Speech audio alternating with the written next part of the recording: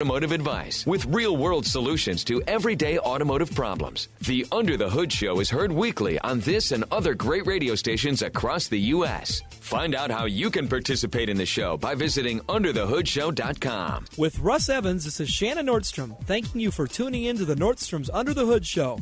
Have a great day, and remember, PTLA. The opinions heard on this program, based on the many years of experience of Russ and Shannon, are offered for entertainment value only and as a guide to your repair needs.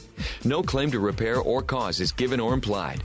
Always consult with your own certified technician and follow all safety procedures before attempting any repair. To be a part of the show, call 866-594-4150. Under the Hood is produced by Prairie House Productions. All content is the property of Nordstrom's Automotive Incorporated and may not be used without our permission. Copyright Nordstrom's Automotive, Inc. Now, let's go under the hood with the Nordstrom's Motor Medics. Welcome to the Under the Hood Show. We are glad to have you with us. Russ Evans is here to answer your automotive questions. Thanks for joining us under the hood. Shannon Nordstrom is here to do the same. Welcome, hoodies. Thanks for tuning in so we can help you tune up. I'm Chris Carter here to answer your calls at 866-594-4150. 866-594-4150. We got some calls lined up as the music was playing, so let's get right to them. All right. Let's talk to Gary first. Gary, you're on the Under the Hood Show. What can we do for you? Well, I've got a Ford 2002 F150 with a 4.2. And the second you give it much more than a throttle opening, the thing starts backfiring, making a lot of noise through the exhaust. And I've had it to several shops, and they all come up blank. The Ford dealership told me, buy a new motor. Right. Anyhow, finally, one of the guys with one of them fancy scanners got in the passenger seat, and we went for a drive. Come to find out, if you add any accelerator to amount to anything, the spark timing retards, and it's firing with exhaust valves open. That's why it makes all that noise. You let up on the throttle, bing, it goes back to the normal spark advance. So it's not camshaft timing. You know, it's spark advance. And the second you, it takes almost a mile to get the thing up to 65 mile an hour on an interstate. And if there's a rise or something, like you're going over an overpass, you got to shift it down into fourth or third gear just to get over an overpass. That's not normal. So what are you guys thinking? I'm thinking it sounds like you've spent a lot of time with a lot of people, and they've had hands on this thing. They've checked it out. Have they had hands on it, or are they just giving suggestions to questions? That's a good point. So have they actually worked on it, brought it into their shop, diagnosed it, charged you for a diagnosis, and said, this is what we found, or did they just give you opinions?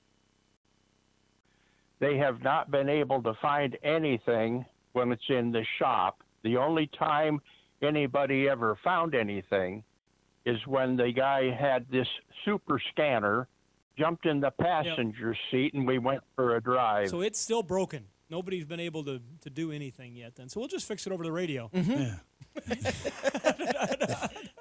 Well, the first off, they need to be driving it down the road with somebody in the passenger seat with the proper test equipment, more than just that scanner, hooked up, and duplicate this problem, or they're never going to find it. They have to create the problem and then diagnose it. Just a second, Russ. It's doing this all the time, though, it sounds like, while right? he's driving it, but No, not but while they have it in the shop. Yeah, he's got it in he's with got the the guy in the scanner. passenger side having it happen when He it found- That was a guy with a scanner. That wasn't a technician diagnosing the car. Who was riding with you? A technician. Did he tell you what was wrong from with it? one of well, we know what's wrong. The spark timing retards the second you ask for anything much over idle speed. You step on the gas, boom, the spark timing goes retarded. Okay, that's a symptom. That's not what's wrong with it. Now we need to find out what's causing that symptom. So we need more diagnosis than that. We need to check things like exhaust back pressure. Do we have a catalytic converter that is partially plugged? So when that vehicle warms up and you put more load on it, more heat down that exhaust, are we causing some back pressure, which induces a knock into the engine and tells it retard the ignition timing, and then we get a pop and bang.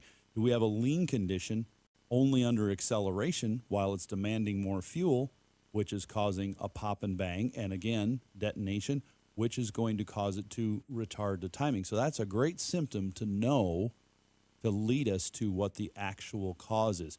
If we had this in our shop, that is what we would do. We'd have somebody ride in it with those gauges hooked up. We'd be looking at exhaust back pressure. We'd be looking at fuel pressure and flow, all those things as we drive it. If it was a cam timing, like some of these people are telling you camshaft, it would be 100% of the time. It doesn't just occur while you're under load. It'd be 100%. So you could probably rule that out, and putting another engine in there, probably rule that out too. It sounds more like you've got an issue, something external causing that, and the most common thing to cause that external problem like that is fuel flow causing the detonation, or a mass airflow, or I'm sorry, that too. Lack of fuel pressure causing the detonation, or that back pressure in the exhaust. But the other thing that can cause it too is a mass airflow sensor. If that mass airflow sensor is failing, it can cause that thing to run lean and give you that pop and banging, which will also give you a timing retard and make it act exactly the way it does. Gary, thanks very much for the call. Good luck. 866-594-4150. Let's go to Indiana and talk to Willie. You're on the Under the Hood Show. What can we do for you? Okay. Good morning. Good morning. I got a 2008 Dodge Grand Caravan S XT with a 4.0 engine, and I just recently bought it, and I was able to plug in a scanner. It came out with code U0431, which I believe is the fuse box. I think something wrong with that, but I'm not quite sure if it is or not. And I don't know if there's anything you guys can tell me to guide me through and trying to find out the problem. If I can do some troubleshooting or something like that. Is the van having physical problems that you notice also, or is it just that the light is on and that's the code that you found? No, the van it has the check engine light flashing constantly, and it's the red engine light flashing. It's not a yellow one; it's red. So, but other than that, it's not losing power or anything.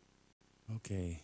Well, a U code is giving you it's a communication error code. I've never heard of a U code in all the time There's we've been doing P, this. powertrains, Sure. there's C, chassis, there's U, which is always going to be a connection code between things. And it's funny how Chrysler calls their system U-Connect, even though it's, anyway, Right. I don't, with a U, not a Y. But a flashing check engine light is telling us we have a misfire. That flashing red engine light, that's really bad too. Red flashing is bad. I think we have two things going on here. We've got something not telling the computer what's going on, so we've got a communication issue. But I would start, if we were diagnosing this, I would start with that flashing check engine light, look at misfire monitor and codes and data, and see what cylinder is misfiring, get the misfire fixed first, and then go on and check the U code. Sometimes you will get a U code if another module in the system is getting what they call invalid data. And then somewhere in your codes, I bet there's going to be a code that says invalid data received.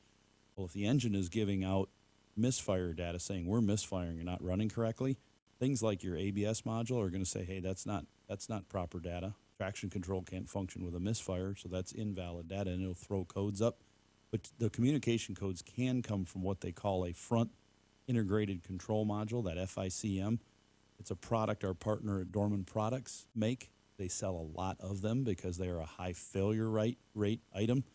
And if they're a high failure rate item, you're going to find those things at Dorman. It's kind of an easy tell. If they're making it, there's a lot of problems with them out there. So they don't waste their times on 1 out of 100,000 breaking things. Now, we wouldn't want you to go throw that in first, because that's not going to cause a misfire on its own. So I would narrow it down to diagnosing the misfire first on your engine, and then see if there's anything else following it and do those one at a time. But eventually it could lead you down to, they're calling it a fuse box, somebody is. That's integrated modules, part of that bottom of that front fuse box. And for, like Russ said at the beginning, flashing codes don't drive the vehicle. It's telling you you're going to cause engine damage if you keep driving this. And so the red one's getting your attention, but even that flashing yellow one, for anybody that ever has that, that's reason to, as soon as you can, get it in for diagnosis, because you're misfiring bad enough that you could easily damage the inside of the engine. Willie, thanks very much for the call. Good luck. We're going to take a break. When we come back, we want to hear from you. 866-594-4150. You're listening to the Under the Hood Show. Find out how you can participate in the show by visiting underthehoodshow.com. 866-594-4150. That's the number to reach us here at the Under the Hood Show. Let's go to New York and talk to Don. You're on the Under the Hood Show. Don, what can we do for you?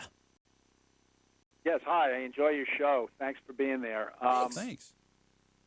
I have a 2010 F150 King Ranch.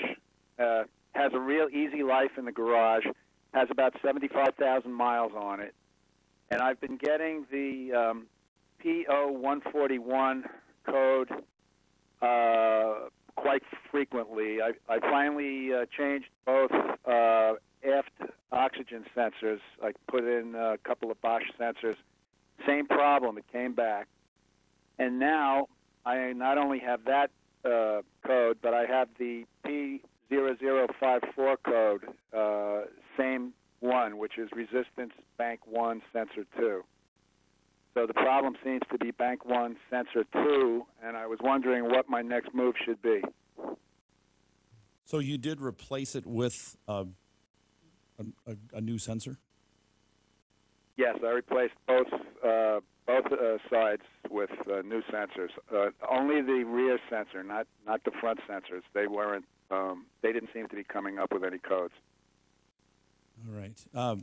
When we're diagnosing oxygen sensor codes like that come right back, did it come back the first time you restarted the engine again after you replaced it? Yeah, I'm not saying it was totally immediate, but yes, it did come back. Couple after, drives? Yes. Okay.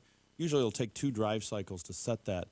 So one thing that can do it, I can't remember on the 2010 for sure because it's been so long since we had one that failed in this way, but if the heater fuse is blown because you have a failed, shorted sensor, the oxygen sensor heater fuse, you will get the code, even if you put the new sensor in, because now you don't have a shorted sensor any longer, but you've still got an open circuit because the bad sensor blew the fuse.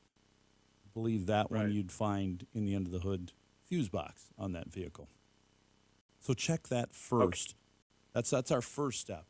And then when we go into diagnosing resistance, sometimes we'll have to disconnect the connector from the engine computer up front, and then we'll have to use a multimeter and check resistance in the wiring between the sensor itself and that connector, because we might have a wire rub through. But we can tell you, at our own shop, we have not had a wire rub through on one of these trucks ever that we have found. We found computers that cause this code. We found software programming updates that have caused this code, and we found sensors. The Ford F150 in this model year has very few problems with the sensor circuits in general. We don't see a lot of them come in for that code. So hopefully you've got something minor in there doing this. We have seen it where we've had a heater short out when we've replaced it in many vehicles where we've had to put a O2 heater fuse in it, and it'd be listed under O2 heater.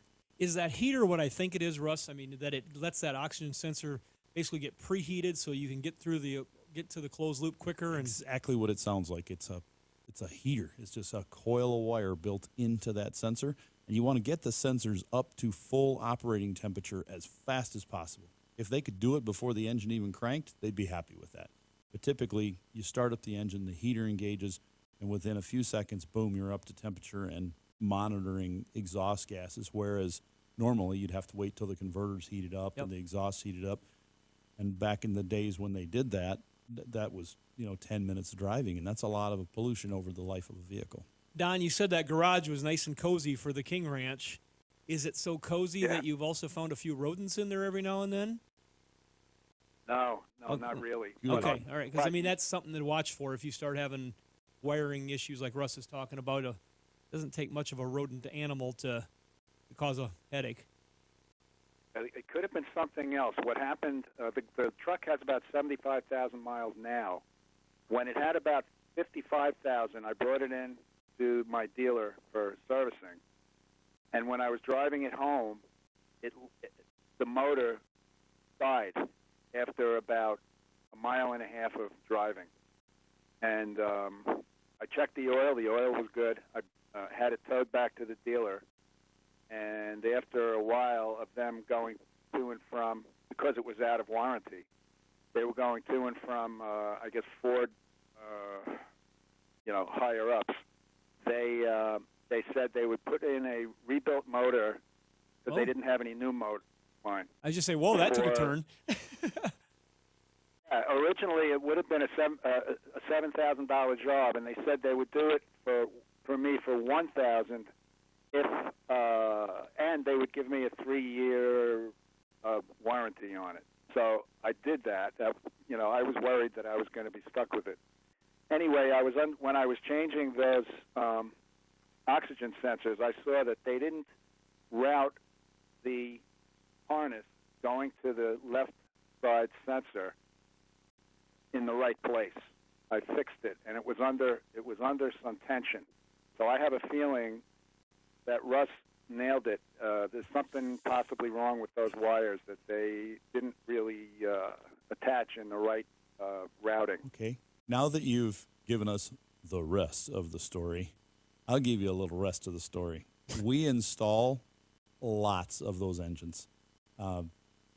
More than a couple hundred have been installed at our shop over the last number of years. This 5.4, you probably had an issue with an oil pressure thing in there, caused the cam phasers to do weird operational things and caused it to stall. So they said, let's put an engine in it. That $7,000 bill now is way higher than that. Yeah, probably a $10,000 or $11,000 bill now. So it's great that they did that for you, and hopefully it's got some updates in it. But I can tell you from personal experience, back in the beginning, there were a couple of those trucks where, yes, you can misroute that oxygen sensor. And while I said we have very little problems with these, we had a couple big problems with these because that harness was misrouted.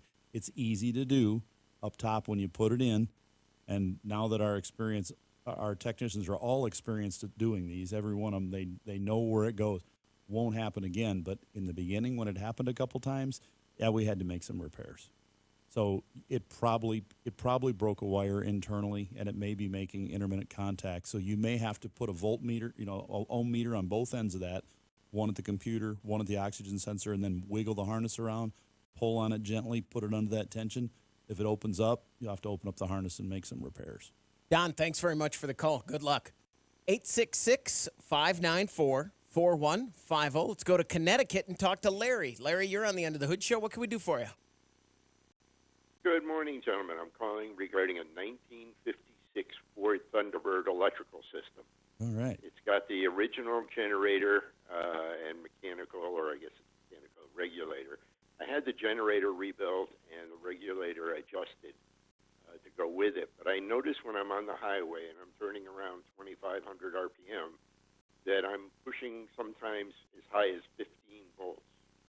It's not all the time, but it's a lot of the time. I didn't know if that was a little too high. Well, there's a fine line between too low and too high on a generator-equipped vehicle, because the faster you spin it, the higher the voltages are going to go. So you want to make sure that adjust it for your low end so you have enough charge when you're stopped. You, of course, want it to start every time. But sometimes you have to make it a little lower than you would want to avoid the overcharging on the high end. But your problem being there is that it may not start if you're driving around slow traffic a lot and you're running electrical equipment. Cruising like you might do in a 56 Thunderbird. The optimal thing would be slow down a little bit, because the car, if you think about it, it was originally designed for a slower highway speed. So it never would have reached those kind of RPMs under everyday driving. The way we drive it. Yeah, 2,500 is about 60 miles an hour, 62 miles an hour. It's as fast as I push it. one time I went faster, and I literally threw the fan belts. Yeah, it was designed to be more of a 55 mile per hour car. You know, they didn't change that national speed limit until then, but most of the rural roads and things that the state highways they had back in the 50s were, 55 mile or 50-ish mile an hour.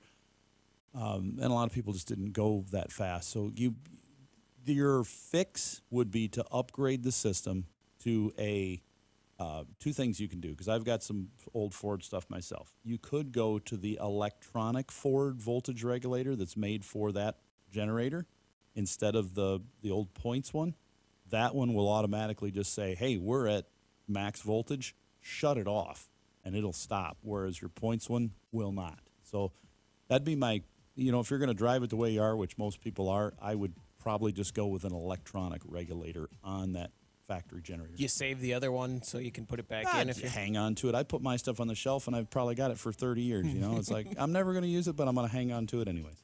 Larry, thanks very much for the call. Good luck. We're going to take a break. When we come back, we want to hear from you on the Under the Hood Show. 866-594-4150. Radio appointment each week to hear the Nordstrom's Under the Hood Show. 866-594-4150. Welcome back to the Under the Hood Show. Russ Evans, Shannon Nordstrom here to answer your questions. And we give away a hoodie every show. Courtesy of our friends over at Universal Technical Institute, uti.edu. And this week's winner is Steve Alme, A-L-M-E. Alme, right? I think so. Sounds good. I'm usually fair with those. Not great, but fair. And his address and phone number. Brought to you by mother's maiden name, favorite pet's name. You got it all. What street Firstborn did you grow cousin's up on? name. Hey. I was just doing something for the bank yesterday, and on one part of it, I had to create I hate the ones where you got to create your own question. Oh, yeah. I sit there like, My thought is you're doing these. I just did it this morning at putting a new computer in.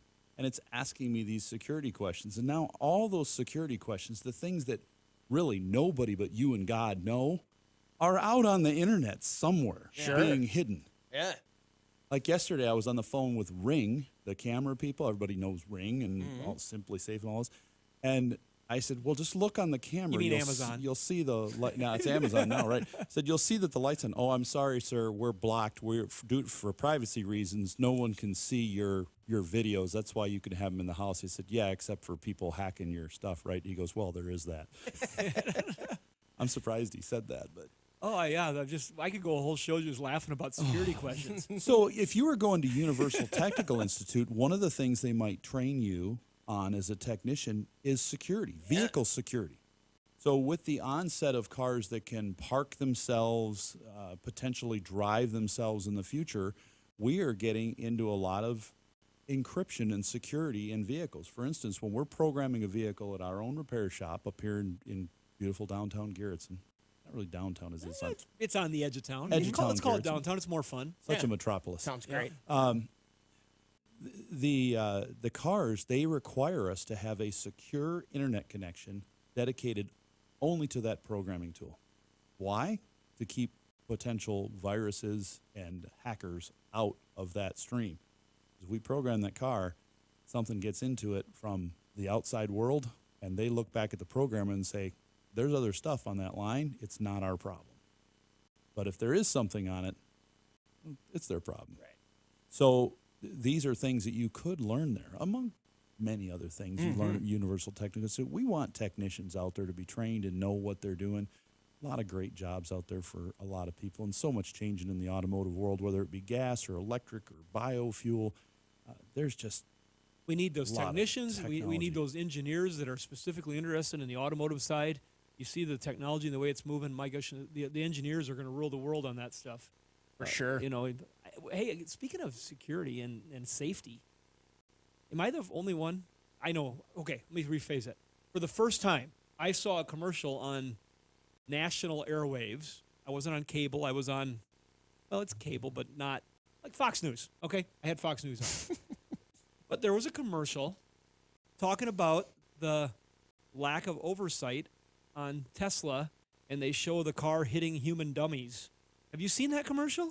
No. I've seen that video 50 times in the last week. I've heard the Almond Joy commercials, but some not- agency or some group, some money group or some watchdog group or some political group, somebody mad. somebody because that's he trying was- to buy the short on Tesla. I don't know what it is, but Right. they put ads out there, and that's the first I saw that. That was intriguing to me. Somebody, was it a hack video or security? And they made Is it it- known No, to this people? was a pretty well put together piece. Is There's that some money gonna- behind it. That'd be interesting. But if, what was if it? What was it about? You said they hit dummies, but the it was Tesla can't stop. Yeah, and The look- commercial look is- that the oversight's not good enough, and Yeah. get a hold of your agencies and tell Yeah. them this isn't right. The guy with the glasses. Yeah, yeah. I just saw that this week for the first time, and I thought, okay, this is another level. That would be interesting if. But it was right after an ad telling your congressman not to vote for this bill. Or Big that it was bill, and so we're saying like when the car's in the auto cruise mode. they didn't want you to know any of that. All they Yeah. showed you was a Tesla hitting a dummy. That's what I'm wondering, because you know what? Every time I look at these cars and I see anything, one company or another, it's like they're all the same. Any of these companies with these automatic driving assistance systems, I just wonder how good are they? And if they're 1% better than a human driver, does that make them better? Let's come back to this one because I want to. it's kind of a crazy one. I want to You discuss want to this. get on this? I can tell. He'll Yeah. probably bring in the busload of nuns theory. Caller first, though, right? Good That's at the that. way we run this show. Let's talk to Jeff. You're on the Under the Hood show. Jeff, what can we do for you? Okay, well, thanks for taking my call. I'm actually calling for an acquaintance of mine. He has a 2001 Ford half-ton, I believe, pickup with a 5.4-liter engine, and it's a high-mileage truck, and he's had it probably since day one. And what has happened is it doesn't stay running when you try to drive it just under normal conditions. It stalls, and he has replaced a lot of things. I don't remember exactly, but like the fuel pump, fuel filter, kind of the ordinary things that you would go to. And it will run, but you've got to have it at a high rate of speed, like 60 miles an hour, to keep it going, which is not practical for, day-to-day driving. So he wasn't sure what to do and what would be the next step, and kind of a do-it-yourselfer. So, and the other thing, kind of part two, is he has a 59 Buick Invicta, I believe. He has 3 of those, and that he's inherited over the time. And he was wondering if parts are available for those kind of cars. Well, He's answer got- the second got question 2 extras. first. Yeah, there you go. The second Chris. question's first. Yeah. Yeah, I think he's got plenty of parts. He's got 3 of them. All right. We don't know what shape they're in. But you know what? Pretty rough For shape. what you find on those types of cars anymore, the people that are in those veins, those rails of fixing those cars, they can find some of the parts, and there is some remanufactured available. But some of those cars are so unique that they end up having to have people make parts. The technology's out there now where they can make the parts. And they were old enough and shaped certain ways that you could make parts. Because Yeah. basically building the car was making parts. It's not like the stuff they have today with molded plastics and weird. But our partner Cardash Part typically isn't going to have stuff that old, but it's always worth looking. Because Cardash Part is more for the late model, 15, 20-year-old vehicles from new. But you'll find some of that stuff. We've looked before for classic parts. There's a couple of classic yards out in the southwestern place that do have their inventory on there. But otherwise, eBay is the place to go for that kind of stuff if people are trying to sell that. If not, you need to get onto Facebook and find the group. There is one, I'll guarantee it, for the classic Buicks or even exactly the Invictias, and you'll find a group out there. I found a group on the strangest things. Helite pull-behind 3-wheeled old camping trailers. There was a group, and because we had one we acquired and I wanted to sell it. And I found a group. Was it 3-wheel or 1-wheel with the 2 bumper mounts? 1 wheel with 2 bumper mounts. Thank you. Yep. I only know that because my neighbor had one. Yep. This is one the family had used to go and they toured New York with it when it was new, and it was sitting in their acreage when my dad and I bought a bunch of their cars. It was like a pop-up. Yep. Pop-up deal, stainless steel. This guy had a Mercury Capri, and he towed it with like a 70 Mercury Capri, but the Mercury Capri also had the roof mount for the 5th wheel trailer. Oh wow! That Yeah. went on the very VW. You remember them? There's some of those pictures when I looked through the Facebook group. We just took a trip down memory lane there. Okay, but back to the there's- Invicta if there's a group. if there's a group for that, there's a group for this Buick. That's right, what I'm saying. for sure. Back to the Ford. How many miles are on the big bad Ford that's stalling? I think he said well over 100. I want to say about 140,000. Not bad for an 01 though. Right. I'm wondering if his stalling issue is related to a lot of these that have the stalling issues with the cam. With the oil pressure by the time it gets all the way to the cam phasers is too low to operate. Well, them. 01 didn't have a phaser. Oh, would it? Oh, we're going back too yeah, far. we're 01. Yeah, he didn't have a phaser. Oh, We're so used to having those phaser problems on the newer ones, we just kind of get that in our One head. today, yeah. So we'll go back to 01. It wouldn't have anything that would cause that. The only thing that could cause it to stall. And now, if you hold your foot on the gas but don't have it revved up really high, will it still stall? Well, that I don't know, but I know he said it chugs along and then it just stalls at like for in-town driving. So the only place that will actually operate is highway speeds, and I would assume once he comes to an exit or an off-ramp, it's probably going to stall. So it really is not drivable, and he'd like to get it going. He said it's a good truck. Sure. And I think he never really used it for any heavy-duty towing or, off-road work or anything like that. Well, What's a little Probably. module I've you never guys would always seen show it, me at but- the shop that had moisture would get into it that sat up on the top? It was a little. Oh, that's for EGR, DPFE, Yeah. pressure feedback, but that won't call stalling. Yeah, he's going to have a shop look at it and see what's going on, because it could be something simple like an idle air control motor or even a dirty throttle body. Yeah, he might that's get some gummed up. Berryman Chem B12, tool. B12 Chem tool, spray the throttle body, clean it out, disconnect the battery on this vehicle particularly. This particular one. For about 5 minutes, hook it back up, and then start it, see if it'll relearn that idle. Because if the idle's not learned because it's got a lot of gum and varnish buildup in there, it's not going to ever idle. It's going to give it a really hard time trying to idle. And you said he did the basic stuff. Fuel pump.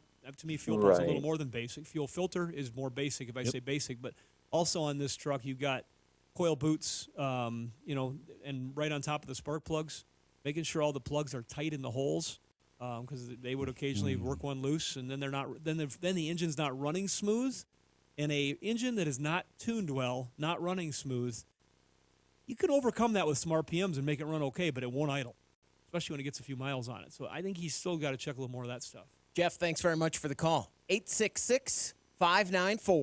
866-594-4150. Let's talk to Dave. You're on the Under the Hood Show. Dave, what can we do for you? Good morning, guys. My son's got a 2001 Ram 2500 with a 360 Magnum, and he acquired it as a project truck from my brother-in-law. He had it sat for 3 years, and we got it running beautiful, but there's a glitch in it we can't figure out. You get in it when it's cold, you hit the key, and immediately this thing, boom, off it goes. You can drive it anywhere. It runs like a top. But when you shut it off, you better be where you want to be for a while, because it takes about an hour, hour and a half to cool off before it'll start again. Otherwise, you hit the key, it just turns and cranks and cranks and cranks, not a hint of firing. Let it cool off totally. You get in, hit the key, and boom, it hits right now, and you can drive it anywhere. I'm just reminiscing because I think that's the last year that Mopar used the 360. I think 02 or 03 is when they started using the Hemi motors. And so the 360, 318, that was used for years and years and years, and they kept evolving. And this was the final evolution of that motor. Yep, sounds like it might have a failing cam sensor.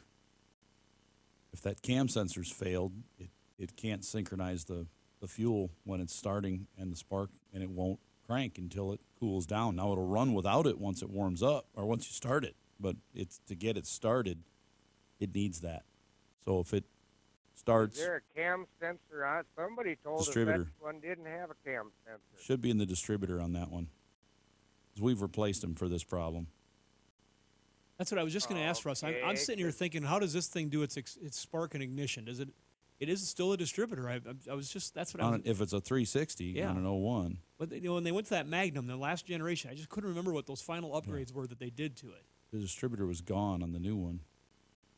You still got a distributor on this one, a, right? Is that model truck? Absolutely. Yep. Absolutely. And I'll tell you where we come from. We got a new fuel pump in it. Somebody told us, well, it's your camshaft or your crankshaft position sensor. Put one of them on. and then it still did it. And they said, well, it's your coil pack. So we put a new coil pack on it, and that didn't do it. Now somebody suggested that pickup sensor that's in the distributor, and Pickup I've coil. actually got one of those laying on the seat in the box. That's the cam What is it, sensor. that little metal plate that goes in there? Yep. That's the cam. That's the cam sensor. Now, you could find out for sure by using, in our shop, we'd put a voltmeter on it. Especially if we'd this read thing's it. going to die all the time. If he Yep. could drive it in and shut it off and, oh, she's dead. Yeah, then we just check that cam sensor, and we might even hook up to it when it's cold, start it up and watch it, and when it drops out, we say, there it goes. It's gone. Let's put a new one in it. But, yeah, that'd be your cam sensor, that pickup in the So distributor. in what Russ is saying, though, is you could spend $125 of diagnosis for a shop if you knew that you could duplicate it. Hey, I'm Right. coming in at 10 o'clock. When I shut this off, it's not going to start. They could find that. You would save Well, quite a instead bit. of buying parts, you'd pay Right. for that time, and you'd know exactly what it is and buy one part. Dave, thanks very much for the call. The good news is, step by step, eventually they'll hit it. Oh, yeah. We're going to take a break. When we come back, we want to hear from you. 866-594-4150. You're listening to the Under the Hood Show.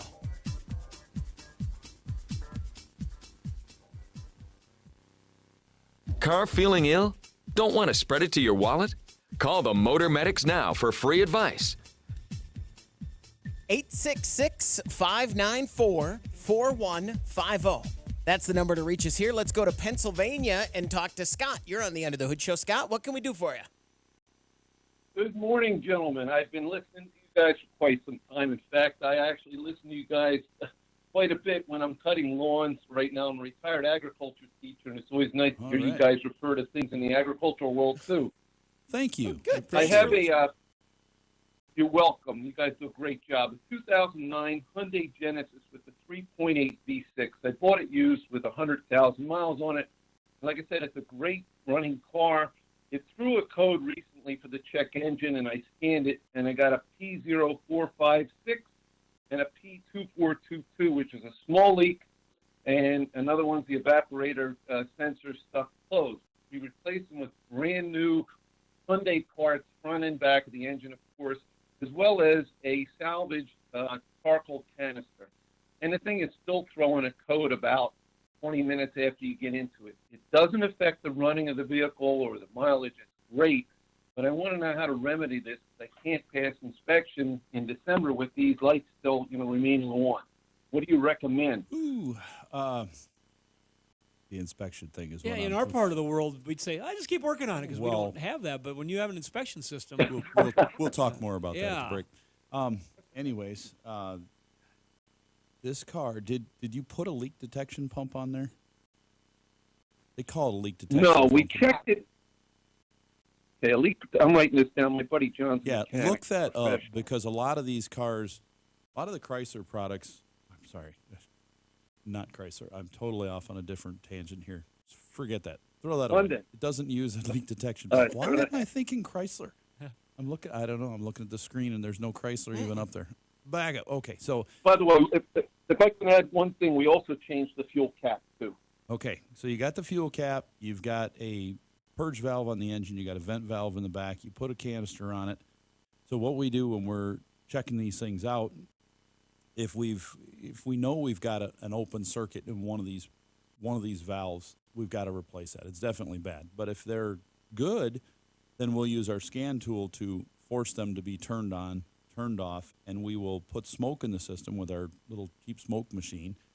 And then we'll open the valve and see if it passes smoke, close the valve, see if it stops passing smoke. Then we know that valve's working. If they're not, we've got to replace those items. At the same time, we'll even look if they're for- new, but Right. you should have gotten good ones. But just think of that. And then we'll look for smoke passing where it shouldn't, like outside of the fuel tank through the ring around the fuel pump, where the fuel pump assembly goes in, or out the gas cap, or out the filler neck somewhere. Those are the system's pretty basic.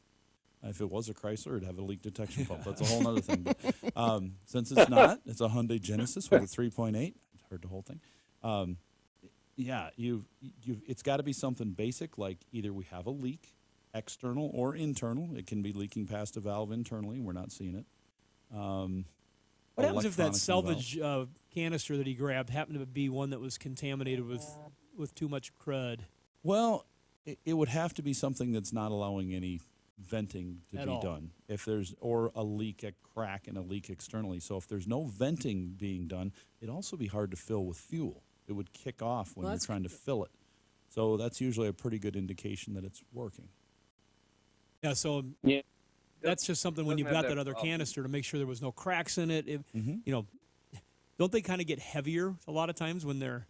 I have picked up a couple that were very heavy, but they turned out to have water in them and not too much fuel because the fuel, when the canister's sitting on the shelf open, it'll evaporate and they'll smell horribly Okay.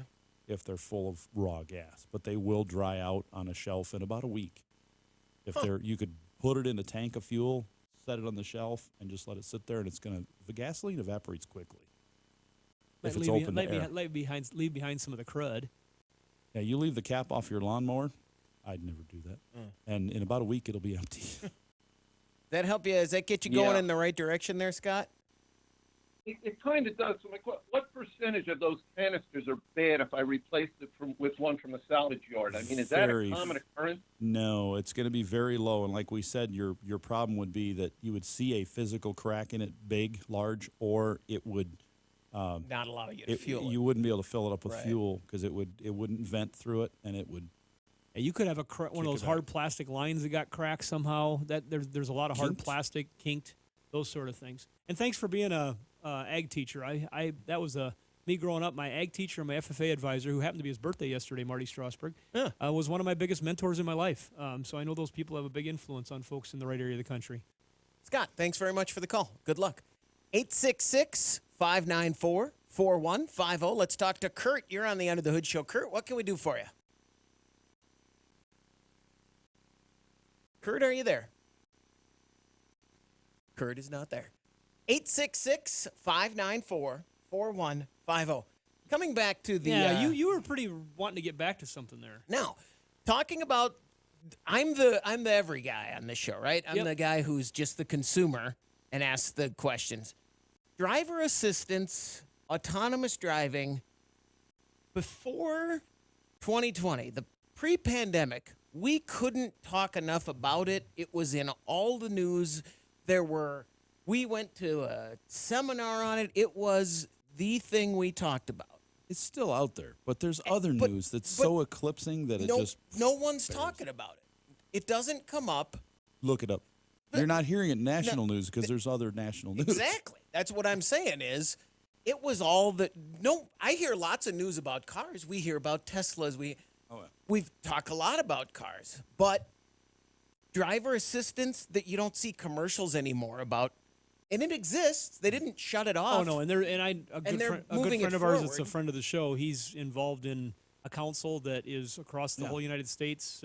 They've started. We setting got the rules, getting everything in place. The focus now is on just they're trying to get the electric cars into the market and force them on us. Basically, they're more than they don't care about so much about how they drive themselves. They just want you to own one. Even our own city here locally is saying, tired of high gas prices? Consider an electric vehicle. It'll get you where you're going, and you won't have to fuel up pay the high price of it. I'm like, okay, great. Not everybody, they can put all the ads out they want, and they like the Almond Joy commercial. I'm hearing them everywhere. Is it just me, or are you guys You hearing must them too? I'm going to get you an Almond Joy out of the vending machine. No if kidding. we have It's one. come up a lot. He's got something going You on were there. a radio guy, Chris. How much do they run that out on your show? The Almond Joy commercial. Yes, the new one. I haven't heard it. Oh my goodness! I don't listen to radio. It's like every. Is it Almond Joy that has nuts and mounds down? No, it's but the new commercials is like it's you're made right. with joy, and I'm like, what the? You're exactly right. Somebody out there's going, yeah, I'm tired of hearing that commercial. But Why? Why does the one have nuts and the other one doesn't? Just for different people. No, one's peanut allergies. No. I have almond allergies. Because sometimes you feel like a nut. that's right. sometimes you don't. That'll do it for this hour of the Under the Hood Show. Hour 2 is coming up. 866-594-4150. The Under the Hood Show is brought to you by Sturdivants.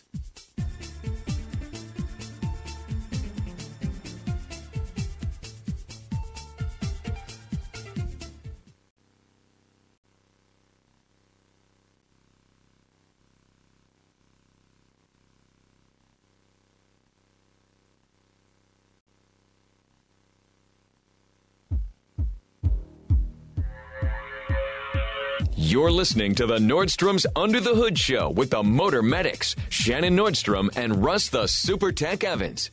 Shannon is an ASE engine and parts specialist, and Russ is an ASE Master Certified Technician with extensive factory drivability training. Join the Motor Medics for fun and free automotive advice with real-world solutions to everyday automotive problems. The Under the Hood Show is heard weekly on this and other great radio stations across the U.S. Find out how you can participate in the show by visiting underthehoodshow.com. With Russ Evans, this is Shannon Nordstrom, thanking you for tuning in to the Nordstrom's Under the Hood Show.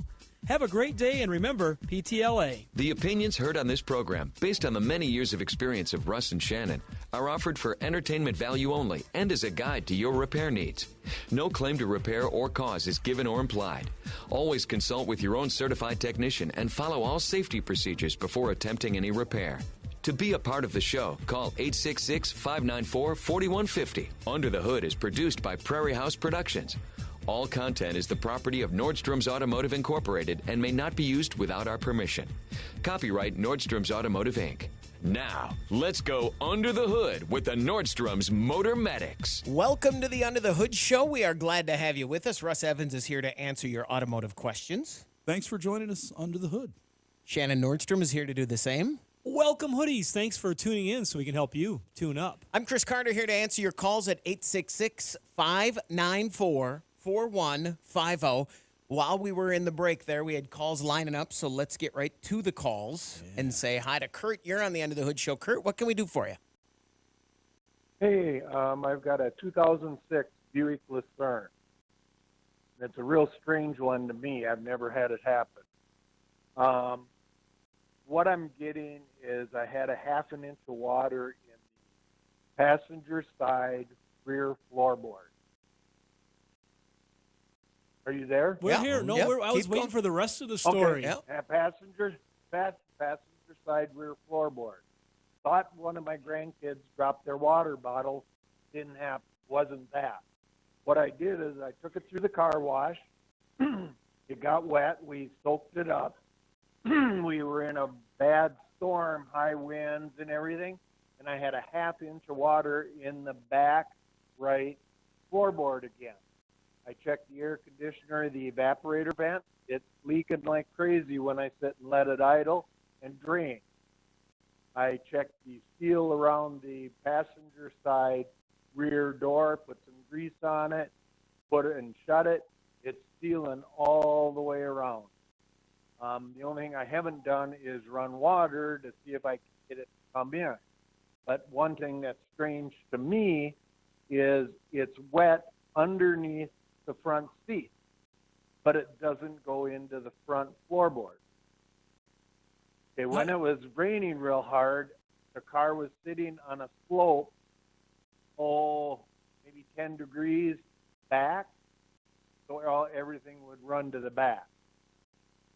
And your kids would have to have heard of that? Your kids would have to have a really big water bottle to get that much water. Because even you could take a full 16-ounce bottle of water and pour it in the back seat, and you probably wouldn't see it. It would soak, unless there's a rubber mat, it would soak into the carpet and the batting, and it would just sit there and be gross. The amount of water you got there is pretty significant. I just got to ask, does the car have a sunroof? No. Okay. Because if it did, we'd be looking for some vents that were plugged or that sort of a thing. Now we got to get a little different, and we got to start looking at some body fitting or welds and body seams and door seals. Let's make it easy, though. A little easier for him. So here's what I want you to do. Go get yourself a bucket, and then put some water in it. Not a lot of water. We're going to put, let's say, I don't know, half a gallon of water in there. Okay. And then we're going to get some really bubbly dish soap, Palmolive Dawn, the liquid stuff. None of that biodegradable garbage. Anyways, you just... We're talking Brady Bunch foam here. Like clean a duck with it kind of stuff. Yeah, put it in there so you're going to get some really good bubbles out of it. Now, you don't want to stir it up to make you want to mix it, but you don't want to have the bubbles on it when you put it on. So now take your rag, and we're going to, first we're going to start the car up. We're going to turn the blower on high. Put it on vent, not recirculate, but just vent, no AC, and turn it on high, on full cold and on high. And then close all the doors, all the windows, and then pour this stuff all over every crack you see around the windshields, around the doors, the seals, anywhere. Am I doing this like one area at a time? Yep. So okay. Just start and go around, work your way around on anything that you see that if there's a crack there and a seal, water could go in or air could come out. It's going to start to bubble up where the air is coming out. Okay. A little around your door handles, that's normal because they vent. That's what they're supposed to do to dry out.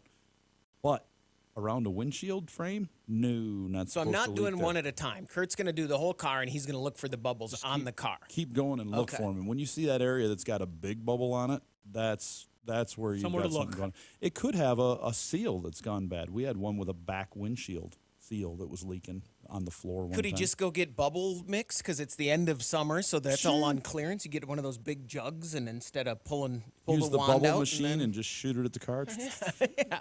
yeah, I have a gallon full of bubble machine. That's the way we mix. like to check, though, for these Okay. guys. You know, It's- Okay, that's how you're going to check it. Now, I read on the internet, I was looking and seeing what other people had seen, and they said what they're running into is either the windshield is leaking in the right front corner, or the water runs off the windshield, runs down, runs through the channel down, runs underneath the by the floorboard, and leaks into the car, under the seat, and into the back seat. That can do that Well, as and well. that's what I was just does going to that say. make? We've seen a few of these come to us where this is back when Open the hood, when too. they were newer, where there was some seam sealing that never got quite sealed from the factory, and as they aged, they started opening up a crevice where the water would come in, and it would be when it would come off the windshield. That water, when it comes off the windshield, goes into like a tray that's up there underneath the wipers. That also has to be able to drain. So you might want to check that to make sure that that's not plugged. That's a different drain system than the evaporator condensate. So make sure that you're getting proper drainage just on a simple garden hose off the windshield, and that stuff is fine in the ground and not pooling up inside there. Because if that pools up inside there, eventually it'll make its way back inside the vehicle through the fresh air vent area. But they also had a few of them that they just didn't quite get them seam sealed all the way. And then as they got older, this problem started to present itself as vibration and just years on the road. Some did it right away brand new, and they bought a few cars back. But this hasn't been doing it its whole life. So something has cracked, vibrated, just Something's going on over here. time of using the car, or a seal on a glass like Russ is talking about. Something like that, you're going to find that. Kurt, thanks very much for the call. Good luck. And then just stay dry in the back and let it, right? I mean, that's...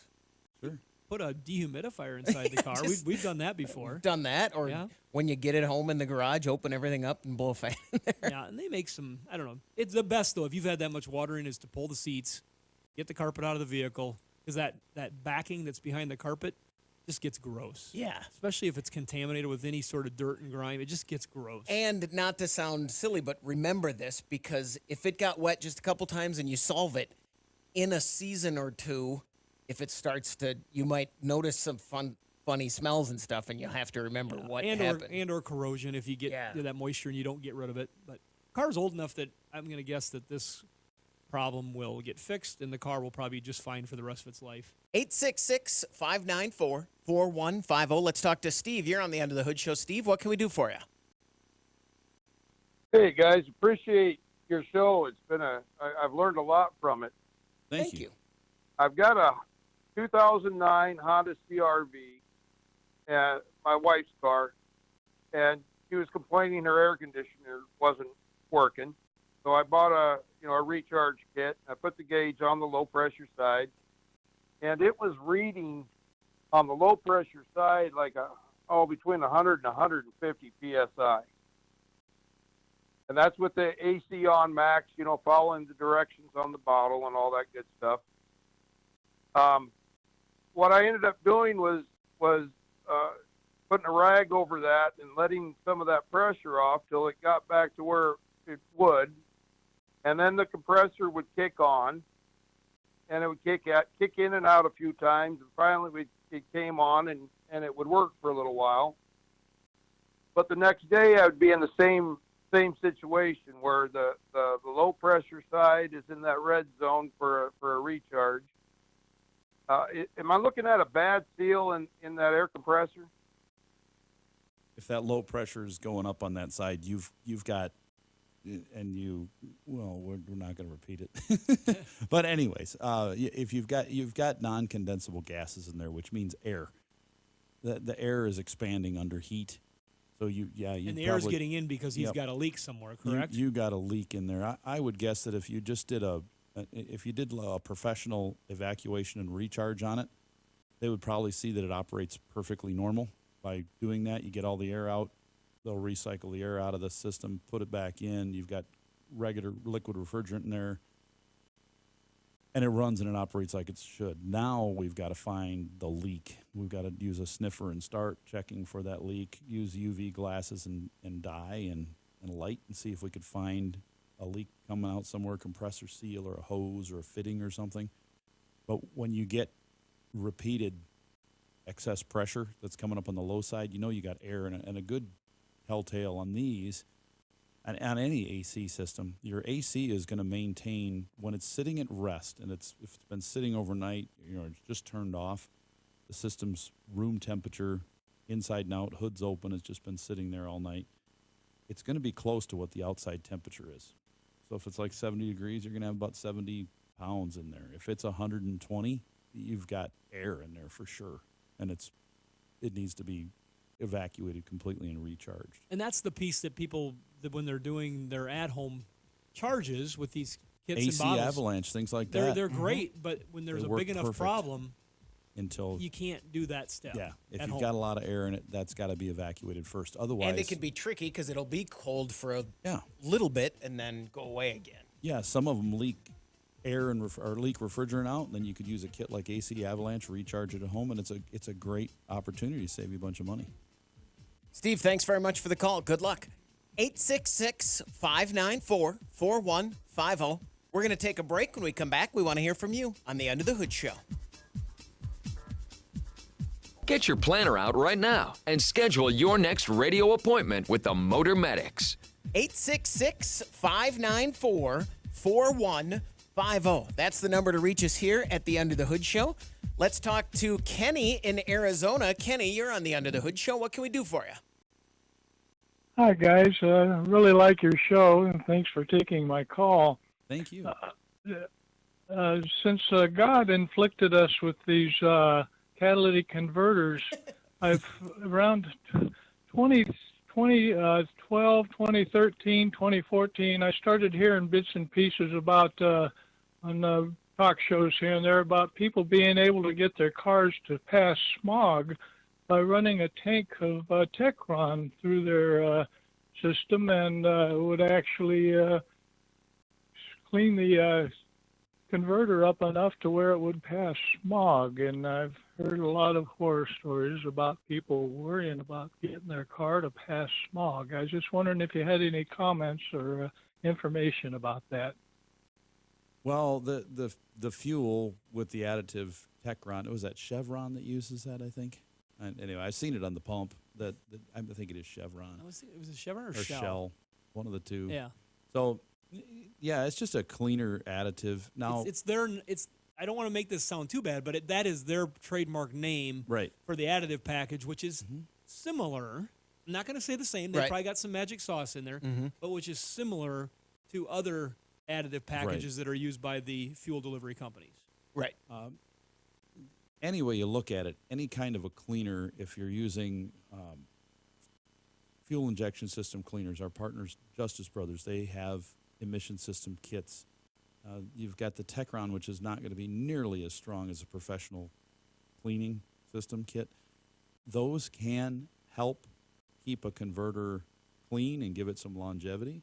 It can also help one that's on the edge and throws a code occasionally when you're driving more city driving than on the highway where it doesn't get as hot and it won't pass. It could help you get by. But typically, if it's to the point where you need a cleaning to get it to pass, by the next time you do emissions, it won't.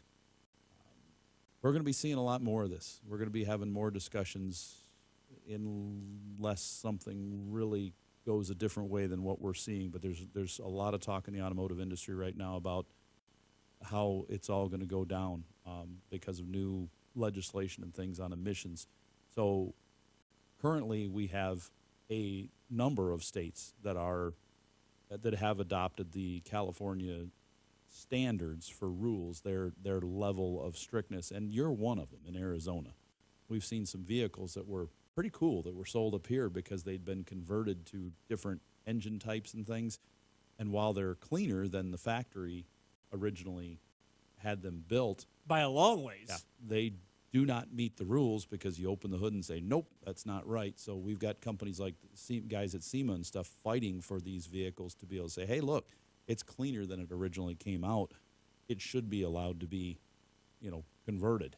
When you take like a 1982 Camaro with a 305 that's polluting as can be, and you pull that out and you stick a supercharged, LS motor in there, whoa, all of a sudden you've, tripled the horsepower or quadrupled it. They're like, oh, that thing shouldn't pass. But, whoa, look at the tailpipe emissions. They're way cleaner than the original engine was, but it doesn't pass. So your question about converters, running a clean fuel all the time with every tank in the vehicle will help keep the converter clean and help keep you passing emissions. Running one tank full of that fuel is not good. And we will see some people that have done the emission system cleaning, which is another specific cleaning that you run through the ports of the vacuum system and do different things.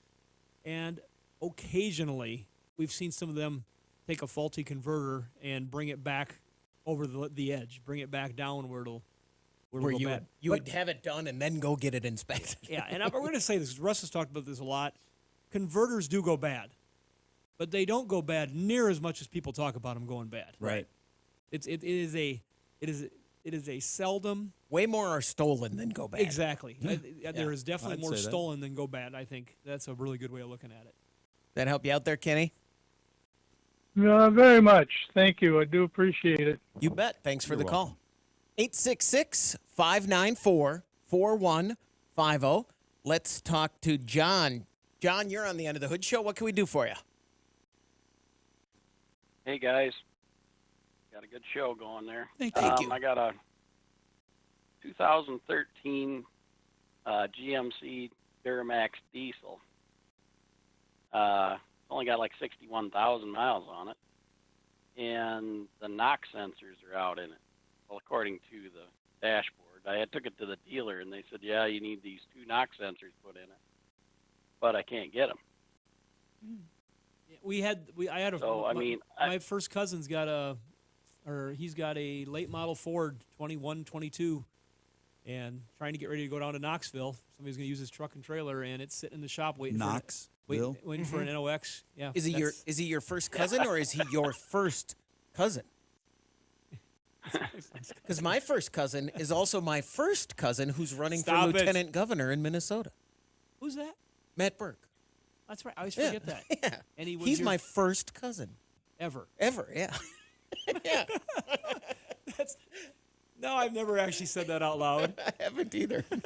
Don't email the show. Send them to Chris personally. Oh, my goodness. That's But anyway, Chris he was on a waiting list, too, for a NOx sensor before he went to Don't Knoxville. they make those in Knoxville? No, they don't. They should. But, hey, big week down there this week, that's for sure. So what does John do? Nothing. Just He is what they like to call SOL. Like a lot of he's customers. out of luck. Pretty much. This is I happening. I even bought aftermarket ones, and they put them in, and they won't work.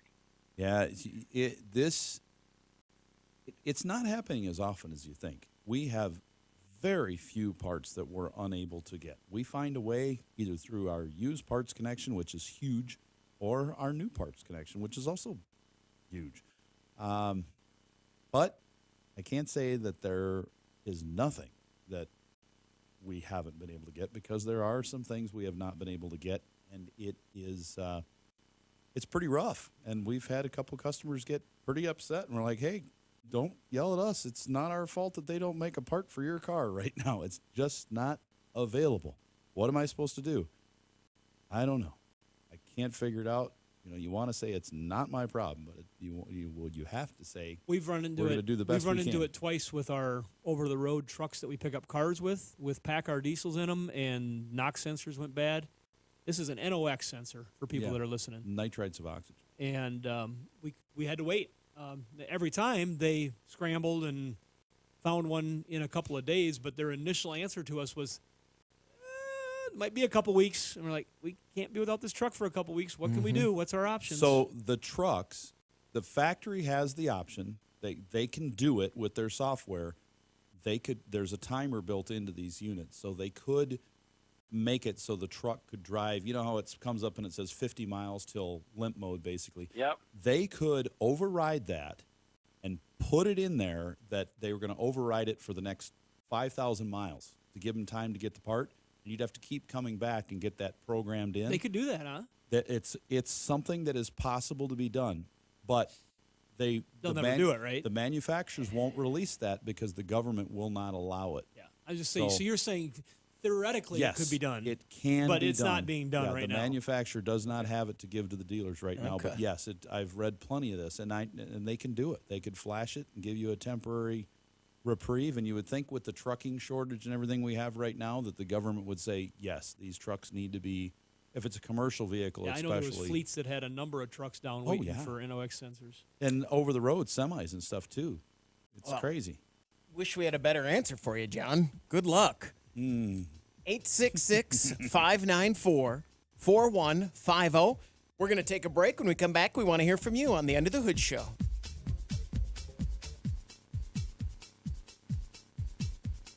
Under the Hood. 866-594-4150. That's the number to reach us. And if you subscribe to the YouTube channel, you should subscribe.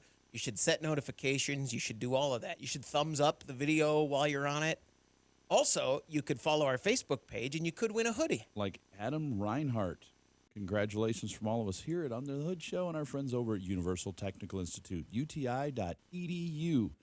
And sometime going into the early fall here, hopefully, sooner than later, we're going to get somebody from UTI on one of our podcasts. Okay. And on YouTube, we'll talk with them. And if you have more interest in Universal Technical Institute for yourself or other people, want to know more about that automotive career, or you think they might, it'd be a great place to get some great information right there on our channel.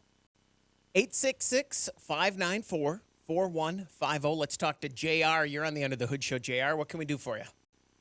Yeah, good morning. I was looking at I think it was a 2019 Chrysler van with a 3.6 motor.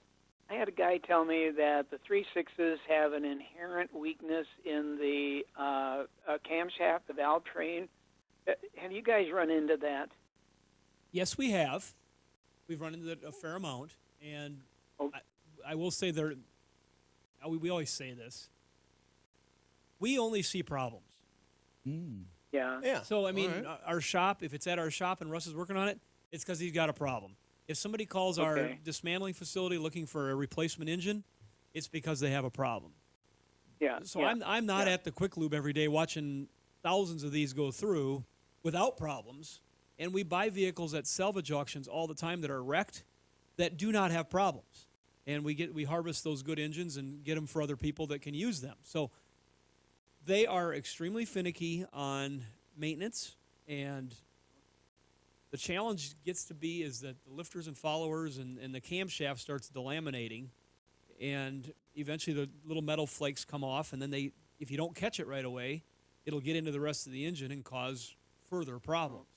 Most of them would rattle a little bit in the top end, and they would do that for, it seems like, the life of the van, a lot of them. But sometimes they just go downhill and it gets really bad. I don't know what else to tell you other than you need to listen to it closely and have somebody with a keen ear to that problem listen to it, and then be aware of the maintenance history of the vehicle that you're going to buy. And if you can see that it's had a really good, healthy maintenance history that you can document, I'd have a lot of confidence. But when it does happen or start happening, it can be repaired, but there's been a parts shortage on trying to get camshafts and the pieces that followers that fix it. Sure. That's been the challenge for the mechanics. Russ, I guess what do you want to throw in? I just talked about a whole bunch of stuff there. I've told people that said, "Hey, I'm thinking about buying one of these, but I hear they're junk," and I'm like, "Oh, wait, they're not all junk, or they wouldn't be able to sell any to begin with." So, if you're buying one, and it sounds great, and you've done your research, and you've gone to a shop that has Carfax service history, not the collision history, and they've looked and said, "Yeah, I can see it's had some regular maintenance done," you could probably feel better about your purchase. But if you start one of these things up, especially if it's warm and it does it, and it kind of goes rattle, rattle, rattle, and then quits, and you're like, "Oh, well, that's just a little noise," don't buy it. Okay. I'd run fast. I'd be like, "Nope, I don't want any part of it. It's got valve train noise in it now." Some of them have a tiny little bit when they're cold, just for a couple seconds. But if it's doing that, I shy away from it. If it does it warm too, I really push away. But we've got producer Doug has one, no problem. Our affiliate liaison Vic, he's got one, no problem. I had 3 of them, and never no had a problem with that. What question? Yeah. That raises the question regarding the maintenance. This has been oil changed when the oil monitor light comes on. Is that I'm old-fashioned. I'm 75 years old. I don't believe in going that long, but is that too long? Well, it can be. Run an engine like that? It can be. It depends on how it's being used. We have talked about this on the show a lot too, and we get static from people about this. But with the cost of ownership being considered as such a big deal in the auto world, they've been slowly bringing up those oil change intervals to stretch them to I'm not a big conspiracy theorist, but they're stretching those levels out further, knowing it's going to be okay to get the car, I'm going to say, quite a ways down the road in its life. Mm-hmm. But how many miles are on this van? 80,000. Okay. Getting it to near 100,000 miles would be... You were going to say 60 to 100,000. Yeah, I was going to say right in that range. Then they're not as concerned, because then they're not responsible for warranty and different things. So you see them stretching out those timers a little bit on the algorithms of the oil lights. Most professional mechanics are going to give you an oil change interval that is going to be shorter than that oil change light. And I would say those exceptions would come in for people that are using these things over the road, interstate driving, sales, lots of highway miles where they're not getting started and stopped. If it's in a climate where the temperature's not changing a whole bunch. Is the van local to our area of the country, or is it from... Yeah, it's local to our area of the country. It's up toward the cities. There was a question I was going to ask about that. All of a sudden it Well, because anyway. Unless you have a highest of high-end vehicle, and many of them don't have it, the oil change light is not based on the actual quality of the oil. It's not running the oil through some sort of a film indicator or some sort of microscopic process to inspect it, or chemical process. Time, miles, load. It's got an algorithm built into it based on how the car is being used and the settings that are being nudged by the manufacturer to say that they'd like it to go a little bit longer. So we would recommend typically for a vehicle in our part of the world, with the hot and the cold and the moisture that comes in the mornings, and we just get such wild weather around here. You got to get that thing down closer to the 5,000 mile interval. And that light's probably going to take it to the 7,000 mile interval a lot of times. Is that fair, Russ? Yeah, it's very so. Now, having said that, I'm not saying this van is going to be a problem for you, but if it's quiet and it sounds good and you can get it back on a tighter schedule, it's probably going to be just fine. Yeah. And if I brought it to you, and Russ, they're hard to find. You would be able to give me a yes or no, a leaning towards or leaning against. I can't give you a yes, but I could give you a definite hard no if I listen to it and go, no, don't buy this one. I'm listening to it. I'm looking. It's like there was 22,000 miles on one of these oil changes. No, don't do it. But this wear thing with the cams isn't like a slow wear. It's like all of a sudden it delaminates, and it's within a month it's starting to click and make noise. So if it's in good shape now, you're changing the oil regularly, you're probably, like Shannon said, you're probably just fine. Last example. My son works at a big furniture place, and they've got a fleet. And they've got a fleet of these vans they use for going out and doing house service calls. And, some of those calls can be going 200 miles, and some of them can be going 20 miles. Mm-hmm. But they got a fleet of these vans. They've committed to maintenance on these vans at really good intervals. And when I brought it up to him about this cam problem, he wasn't even aware of it.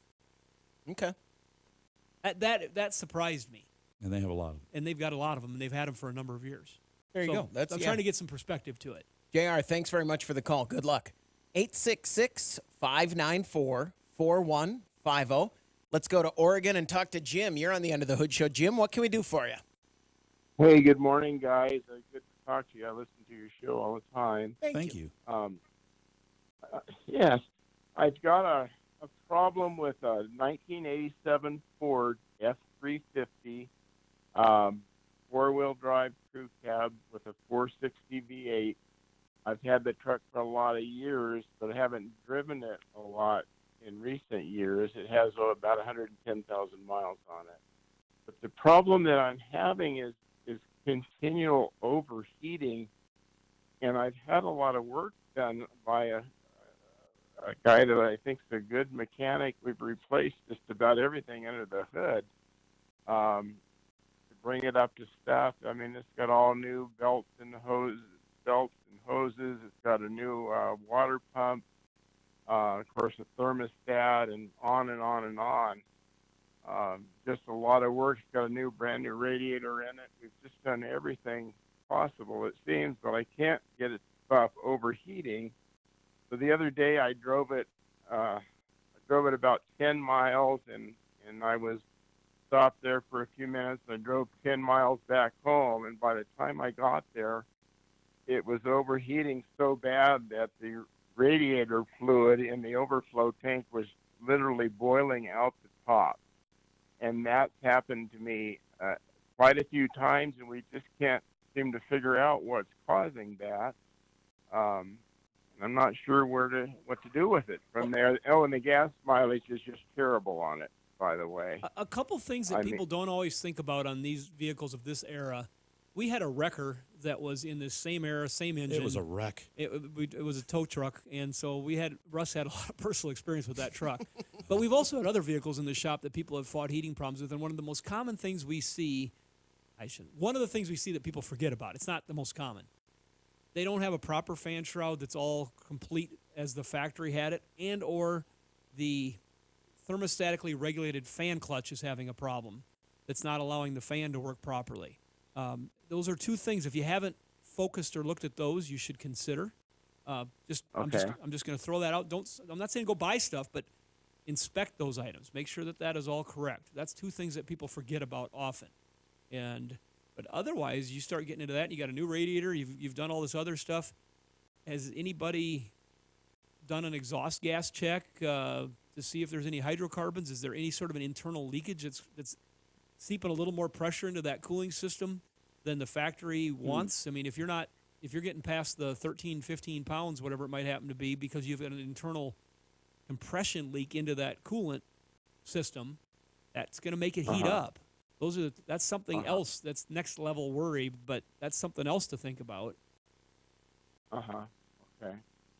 Okay. So, Russ, I guess I just touched on three things I've heard you say many times, and we've had happen to ourselves. I would be right at this point, because it's been hot. I would definitely look at the exhaust gas check to make sure we don't have a head gasket failure, because you'll need to get that fixed first before you can look at things. I mean, you can look at the fan shroud and see if it's complete and if the fan clutch is working.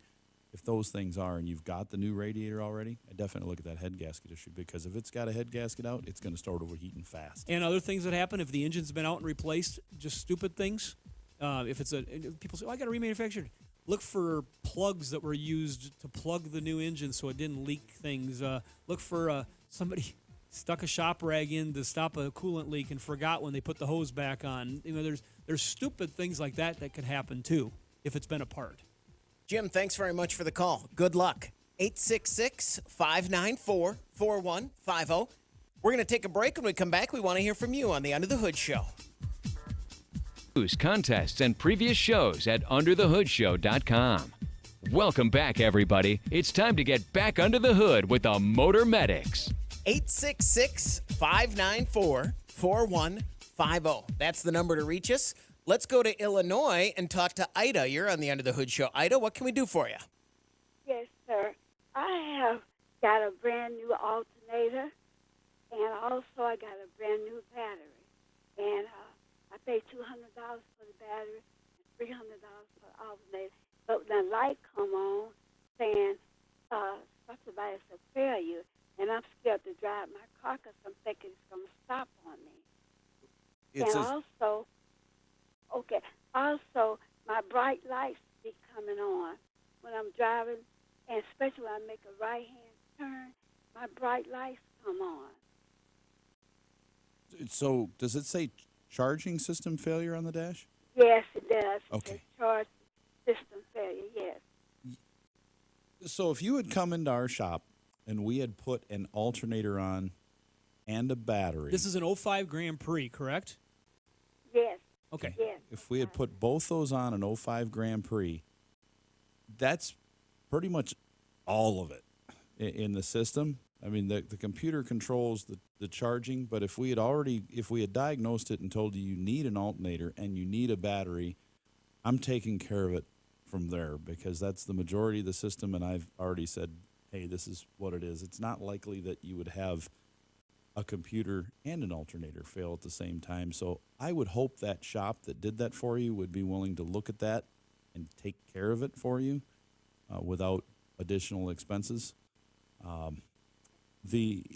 The check charging system, now the light may be on and you may be okay to drive it as long as it's charging at the proper voltage, but we don't know if it is or not. It could be that it's a false code because the computer thinks one thing that it is different than what the system's actually working at. So to find out, they would need to put a voltmeter on it and read it and see what it's actually charging at. If it starts every time and it doesn't start slow, then it's probably charging like it should, but something's not going on there like it should. I don't know if the battery temp sensor might be giving it some What's going on with these headlights, the bright lights coming on? That's pretty common on that GM turn signal switch of that model. It's a multi-function switch. It has high beams, turn signal, washer, everything built into it, and it is very common for them to fail. And you can just wiggle them around a little bit, and they'll default to high beams a lot. And just going down the road, they can turn the high beams on. So that's probably just not even related to this charging Correct. issue. 100% separate, I would imagine. I've never seen one connected. Okay, and he was saying something about the wires, and I thought maybe it's an electrical problem. It's not an electrical problem. The wires from that turn signal switch run down the steering column to the base of it, and if they're rubbing through, yes, they could have the problem with the light switch. Not very common, though. Yeah, right. They're going to be replaced with the switch. So even if it's the model of it that has the plug-in right at the turn signal, they'll be able to check that and see what's going on. Ida, here's your checklist. We got to figure out why that light's still coming on. New battery. Make sure that the new battery's good. They can check that with a real easy. Alternator, they can check that on the car to make sure it's putting out the right voltage right on the vehicle. These are easy tests for a skilled mechanic to do. Then you're going to have them just you could probably repeat that fault on the steering column switch and make it do that by just moving things around and verify that it's that switch. And we're going to verify that, but also have them verify the power cables that hook to the battery to make sure they're in good condition, make sure there's not corrosion working its way inside of that connection. Just have them check that stuff. It's going to be a quick physical check, and we should be able to put your mind at ease that this car is okay to drive at that point as long as we can get that light to go off, and I think you should be good to go. Ida, thanks very much for the call. Good luck. 866-594-4150. Let's talk to Bob. You're on the Under the Hood Show. Bob, what can we do for you? Hey, guys. I've got a 2018 Chevy pickup, half-ton, and I was wondering what it would cost and if it would be worth it to change it over to a flex vehicle. No. This is a vehicle that a lot of people will run up to E30 in them as long as they're in a good state of tune. We see people do that all the time, and they run fine. Including me. Yeah, you wouldn't want to go... In your... 2018 Chevy half-ton. You wouldn't want or need to go much more than that because if you do, once you break that E30 barrier, you're going to start losing fuel economy because of less BTUs and that biofuel of the ethanol. So, 30's max and 30's the spot you want to be at, and the state of Nebraska did a test with all their state vehicles and had zero problems after running thousands of miles on hundreds of cars with no issues. And many states have done this too. They just said, well, let's fill them up and see what they do, and they were fine. But the government's still not on board with this, and we'll see what. Yeah, we're kind of curious with these new bills that are being passed that involve environmental stuff, what will shake out. You know, it wouldn't surprise me if they say, sure, it's fine, or no, still not. But, you know, as of now, they're not allowing it, but people are doing it. You know, you put something in a pump, they're going to do it. You know, the funniest thing I've seen all week, if you said, what's the funniest thing you've seen? I'm driving through the gas station with my window down. I'd already been in there buying something I probably shouldn't be eating, but I was listening, and the lady says, oh, does yours take the gold stuff too? I'm like, what? And I'm looking going, slow down. What is she saying? She's like, yeah, I just use this gold stuff all the time. She's talking about ethanol. She's putting it in her Chrysler van, which is a flex fuel. And the lady says, she's got a Ford, and I'm like, that's not flex fuel. And she's like, no, but I use this 30 gold stuff all the time. I just thought it was great. The gold stuff. The gold stuff, yeah. The gold stuff. Yeah. Because of the price and the octane. So there you go, Bob. If just don't know. The easy answer for that question is no. Shannon's had this 18 since it was new, and he's been using that in there the whole time, the E30, and it's had zero problems. And you would think anybody with our luck, his would break or mine would break. And I had a couple transmission problems, but that wasn't related. No. Bob, thanks very much for the call. 866-594-4150. Let's talk to Ken. You're on the End of the Hood Show. Ken, what can we do for you? Yes, I've got a 2016 Lincoln MKX, and it's got a 2.7 Ecoboost on it. I've been having an intermittent problem when the check engine light will come on steady, and then it'll go away, and then sometime in a couple days or two, it'll come back on. And the only thing that I can see that might possibly cause it, and I'm trying to get some advice from you, would be the only thing that I've seen is when it came on, I put in like Sam's Club cheap gas. Twice it happened there, and twice it happened when I put in Octane 88 or the stuff with 15% ethanol in it. So, any idea? Yes. I think your vehicle, you are getting a great opportunity to get your car in for some engine tune-up issues. If you've got a car that runs great on a nice premium non-ethanol fuel, but the minute you put something as little as E10 or E15 in there and it's turning on a light, that's telling me, I bet if they read that code, it's going to say it's lean. And that's telling me you have a vacuum leak on the engine, or you've got a dirty fuel system, like dirty injectors or something, causing this issue, or maybe a mass airflow sensor that's failing. If his manual, I mean, he's going to want to find out what octane he needs to run in there, right? But, you know, if he's got one that with that little of a change and you're running a little leaner, it's got something going on that's not normal. We need, and eventually it'll be doing it no matter what you put in there. You could put straight premium, no ethanol, and boom, you got this light. So because that 2.7 EcoBoost should like that extra octane. Should be running so much better with that for the way that thing would run, being able to get the maximum performance out of it. So I'm betting you probably got a vacuum leak or a mass airflow. And you don't know what that code is when the light has come on? No, I haven't taken it in to any place. Okay, all right. Well, there's some tips for you. So take it into the auto parts store, have it scanned, find out what that code is. Check your manual, find out what you should be running in it, right? Yep, do that as well. All right, this is the after show. We were just arguing off air there. So now we're going to come back and this is the after show, and we're going to take this call. Go to Missouri and talk to Mark. You're on the Under the Hood Show. Mark, what can we do for you? Well, I got a friend of mine that lives down in Phoenix, and he's got a PT Cruiser that's got an air conditioning problem. I don't know the year, but they've been working about a month and a half trying to get this air conditioning issue taken care of. And what it's doing is all the way up through about 35 miles an hour, the air conditioning works okay. As soon as he hits 35 miles an hour, it's blowing nothing but hot air, and that doesn't work in Phoenix.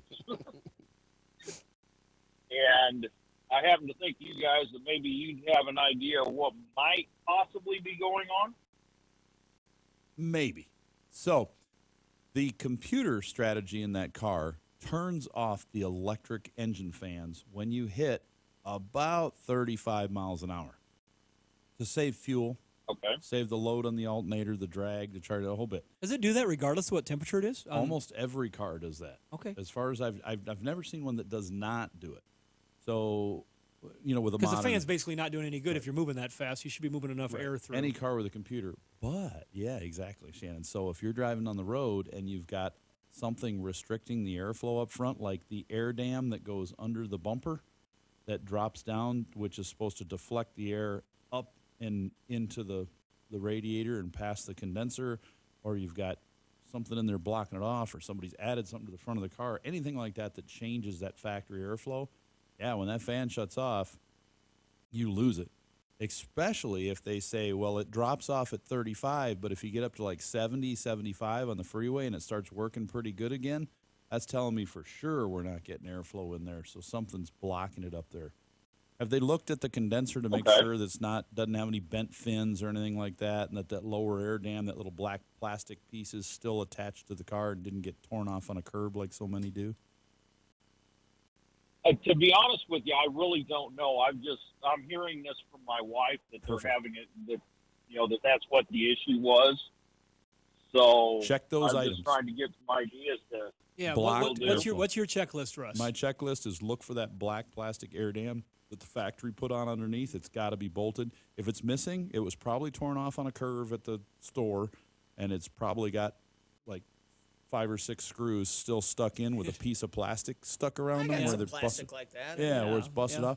Get that replaced, then make sure there's no bent fins. If the bottom of that radiator or the bottom of the condenser on that, you look at it, it's got a bunch of bent fins on it, like 10% of the thing is bent, that's got to be replaced. The other thing is just simply look between the radiator and condenser. Now, this may take some disassembly, just a couple bolts out of the top so you can spread them apart and look down in there. If that thing is full of dirt, like your home AC condenser can get on the outside, it needs to be rinsed out. Right. Just like the home AC condenser. Because if it doesn't have good airflow, with the fans running and sucking air, yeah, it can move enough air to run. But going down the highway, once those electrics shut off, there's just not enough normal breeze going by to cool it if there's any restriction. Gotcha. Well, I appreciate the help. Hopefully he can get that thing working, because it's been well up over 100 for a while down there, and he can't stand it. I would not want to be in Arizona without air conditioning. No. That would be bad. Mark, thanks very much for the call. 866-594-4150. Otherwise, what's that note up there that says Facebook Jeff? We were supposed to block Jeff on Facebook. He's Is really no. Jeff's got a question. Here, let me go to it. Jeff says, I didn't realize. Oh, I shouldn't read that out loud. Jeff says, I have a 2020 Chevrolet Silverado with a 2.7 turbo 4-cylinder that has the Evap surge solenoid valve. How hard is it to change out? He's got one of the big full-size Silverados with the 4-cylinder turbo engine, which was put out in that new generation of truck. I really want to drive one of them. I haven't drove one other than around a parking lot. My neighbor's got one, and I just noticed the other day he's had this thing for 2 or 3 years now, I guess. And I saw it when he got it new. And the other day, they took off driving it, and as they left, I went, that's a 4-cylinder. I just realized. You could hear it? I heard it just, brrr. It was early in the morning, very quiet, because otherwise it's so quiet you couldn't hear it. But I went, I was going to ask him, hey, how do you like that 4-cylinder? See him driving around all the time. He hasn't complained. You'd think he would say, oh, this thing's horrible. But well, and the problem you're having, or they're having, Jeff. I was just Jeff's all of a sudden not in the room or on the phone at all. I was. This is the after show. I could You're seeing message him. Shannon in his prime right now. Right, this is it. Wait till I ask Jeff a question. Exactly. What color is it, Jeff? Oh, we must have lost Jeff. It's blue. Is it blue? Do we know that? No, we don't know. Aqua. His fuel delivery system, his check valve, his purge valve, his tank are virtually identical to the V8 system. They didn't do a huge retrofit of that entire system. And so, which valve did it say there on the note? The Evap Surge Solenoid. Is that different, Russ? Yeah, they put a solenoid on there because of the turbo. When you get a boosted intake, you don't always have vacuum in there. Okay. So Yeah. you got to shut it off. And it's going to hit that turbo a lot to get the power it needs for that four-cylinder motor. Yeah, so anytime you've got a turbo engine, you've got to block that properly. You can't just open a valve and say, okay, we got vacuum here. No, we have boost here. We don't want to fill the tank full of... Is that like the wastegate on mine? No. Okay. Just no, checking. that's dumping off extra pressure. Okay. Waste. Do you have any clue where this would be at on that truck then? Would it be different? No, we haven't had to even work on one of these because they must work good because we've, What he needs to do. You might not see him that. Oh yeah, I suppose you get mileage. We got plenty of 21s and 22s right. coming through. But for if he other goes stuff. and gets to a place where he can see a procedure manual, a shop manual, like Russ could look it up in the system when he got back, it's going to tell him approximately. Well, it doesn't. It gives an hour reading to the repair. If it says that tells me how hard it is. If it says 0.8, he can probably do it. If it says 3.5, 4.2, 6.5, then you might want to reconsider. I wonder, is that stuff just available like on the internet as vague answers, you think? Yeah, a lot of it's available for hours, but some of it you got to take with a grain of salt. So I got a guy calls me the other day and he says, "Yeah, I need one ball joint put in my car," and I'm looking it up and I'm like, "Okay, that'll be $800." He's like, "Whoa, wow!" The other shop said $400 to do it, and I thought, all right, if they're getting half of what we are, they're looking it up wrong because there's no way. Because typically, I know this shop; it's a dealership. Like, there's no way it's going to be that cheap. So I'm like, I suppose that. I said, "You sure they got this right? Is it all-wheel drive or two-wheel drive? Did they look it up? Because I know it's all-wheel drive." And there's like, "Well, I don't know." It's like, did they take your VIN and run all that?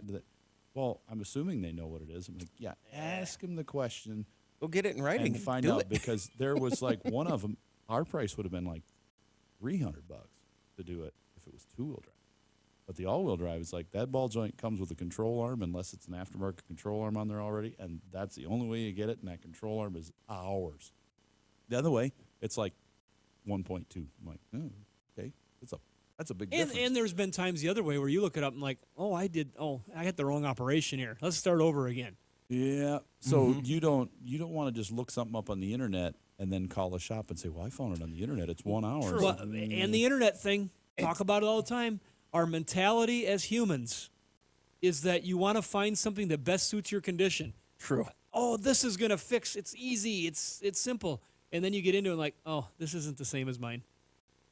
You need Good point. You need to look at multiple points of data and make sure you're on point, that this really matches your situation. Because everybody's going to try to condition what they find to match their situation. If you're really mad and you want something to be broke, you will find a result of somebody that will match it.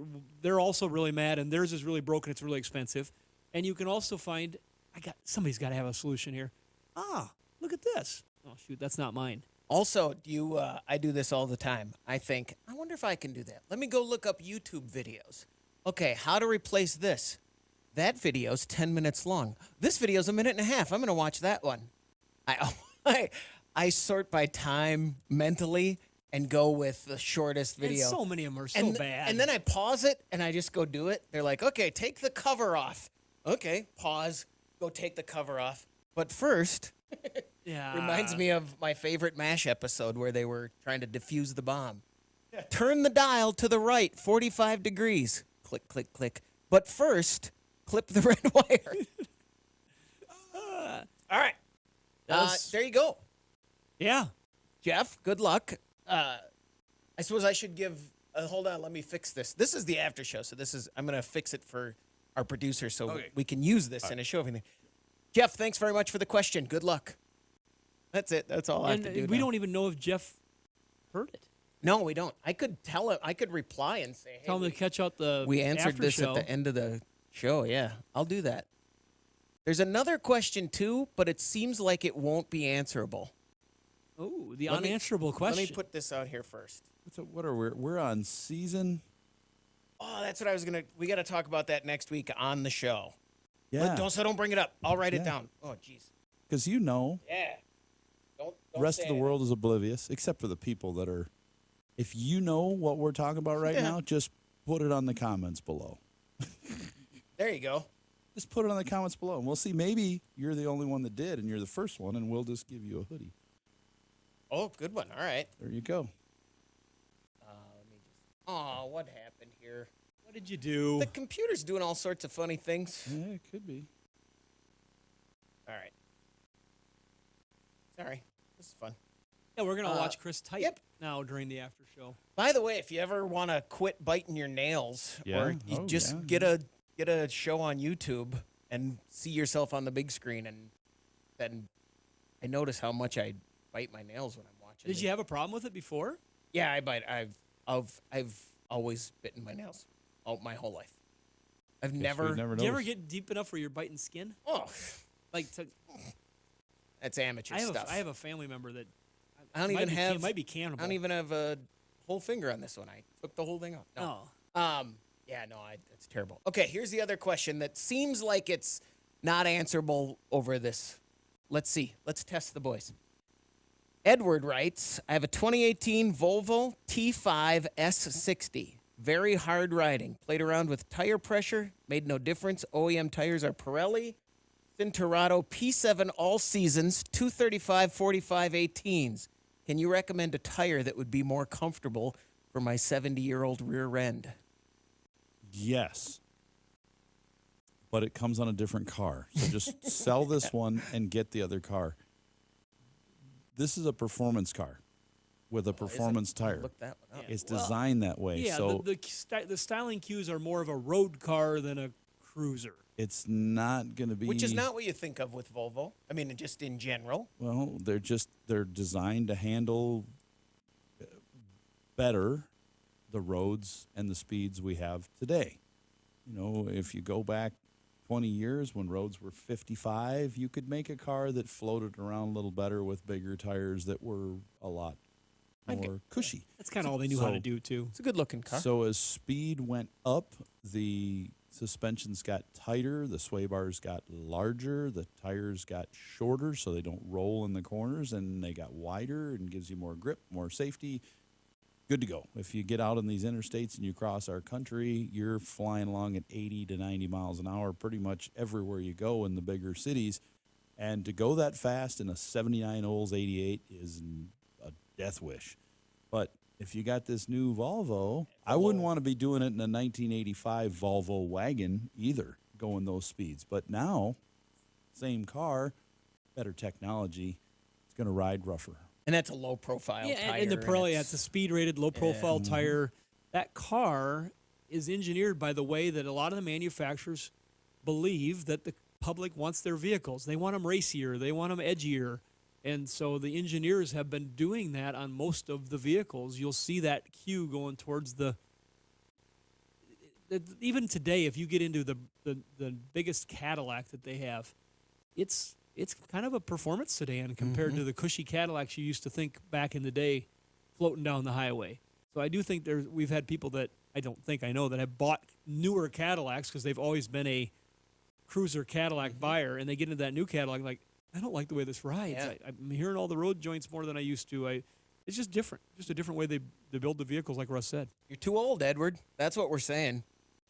The car it's too bumpy for you. He could go to a tire shop, and they could use their comparable charts, and they could probably find a tire that would be less aggressive. If he's not driving the car aggressively, and he's going to be the owner of the car, they could probably find a tire that would be less aggressive, a little more cushy, and maybe help some.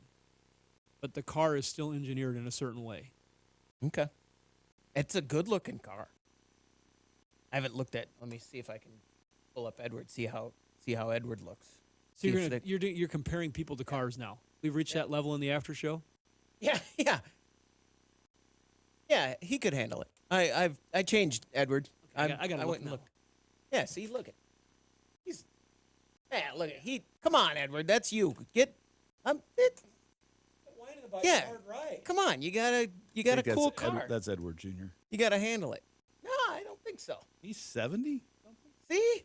No. Stay young, Edward. Yeah, he's good. You're good. Buy a Ferrari.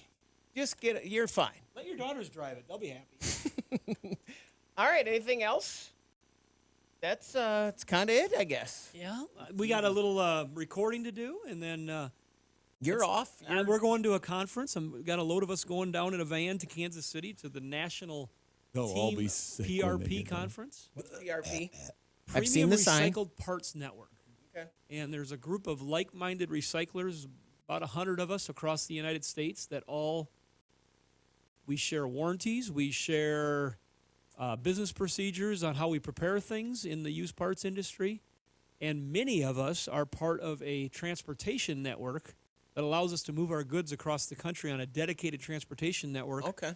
That is outside of the common freight system, so we can get it done affordably and safely and move some of the big, odd items that our industry will create. Like a complete door assembly off a car is a hard item to move. Sure. Okay. A complete engine assembly, when they're all different sizes and dressed with things, doesn't just go in a tote like a reman engine that they do thousands of, and they make the same tote for every one of them. And so this transportation network allows us to be able to be very competitive with others and bring in a big product supply, so we can say yes to our customers a lot more, and plus our products can get sold in other parts of the country. So in theory, I've got friends in the industry that are in New England State, and in a few days I could have a 2021 Denali pickup rear bumper assembly that they happen to have and get it moved here safely for a customer that might be in Presho, South Dakota. Okay. We would get it here, and then they could come pick it up from us. And that trading back and forth has been a big boon to our industry within this group. And like Russ with his service center, we're able to find things and get them here that give customers options that we just frankly haven't been able to have before, because the common LTL prices of freight have gotten so high. In the undependability of it, we've got a dependable, affordable network that gets us all connected. It's a pretty cool deal. So we're all getting together and going to talk more about common practices and some of the challenges that come within this world of ours, and see if we can figure them out and get to know each other better, get salesmen talking to salesmen so they can get to have better relationships, because they all text back and forth and Skype back and forth, and just face-to-face is always good every once in a while. All right. Presho, South Dakota. When's it start? When's the conference start? Well, tonight we're going to meet people at one of our transportation hubs down by Kansas City, and we're all going to be involved in an audit of the hub to see how the items that are coming in, see whose packages look good, whose packages need some help. We're going to have our little checklist. Okay. Last time I went on an audit. Glad you're all in the same room together. 2 days ago, I went into an audit. Or 2 days ago, what am I saying? 2 years ago, when we first got into it, I went to an audit. It was my first audit, and because we were having some problems. And I went down to the audit, and I'm all over checking things out and making my notes, taking my pictures. And we get inside the truck, and there's this set of tires, brand new tires that, not brand new, they were like new, came off a vehicle. And they had come off the pallet. One was sitting off to the side. Another one was picked up and sitting on another pallet. The four of them together would have never got to their destination. And so I'm crawling all over like, oh, gosh, who didn't tie these down right? They're not banded right. Oh, this is terrible. And the guy that's in charge, he goes, let me read this tag. Came from Nordstrom's Automotive, Garrison, South Dakota. Really? And I was embarrassed, and at the same time put in my place right away. This was the only mistake they found. The tires had been stacked up wrong, and it was a new employee, had not banded them quite right, and it had shot one out of the middle as it bounced down the interstate, and so then all the tension was gone, and we no longer had a stack of tires.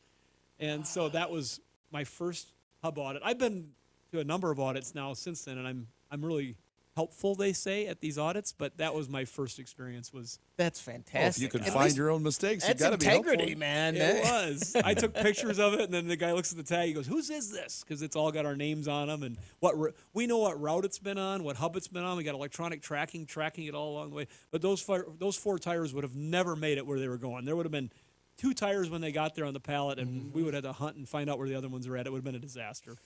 It's amazing when you're doing stuff. So you go to another place, and you could probably look back and then go, "Oh, I see all the things. They all fit together in my head." But you got to think, now, can somebody else read this and understand it the way we do? Or, yourself, like when you're working on your house projects and you're like, maybe I should have labeled that, because now that it's been 2 years, I can't remember anything. And it's like somebody else is trying to read it going, "Well, what did you mean here?" I don't know. I can't even remember. It comes back to myself. those security questions. I could answer some of those questions different. Like, you give me a year, it could be a different answer. Yeah, for sure. The thing Who's your best friend? The thing I have trouble with is, depending on who filled out the form, and for one, if I have the wrong city. What city did you grow up? What street did you grow up on? Ooh, geez, is it mine or is it my wife's? But also, for instance, and this happens in a few of my codes, St. Paul.